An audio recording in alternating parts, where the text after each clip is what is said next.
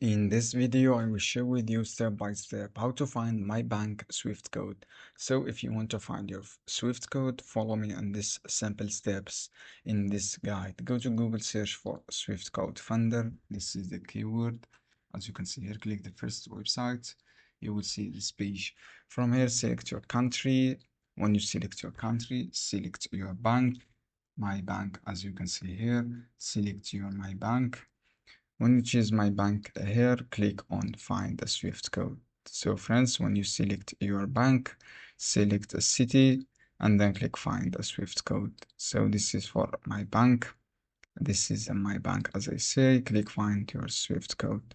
This is easy steps you can do. You can also use Google. All you have to do, go to Google, search MAYBANK Swift code, and then click the first website here. You will redirect directly to this Swift code. As you can see here, this one, just copy and you can use. I hope this guide helpful for you. Don't forget, give like and give share this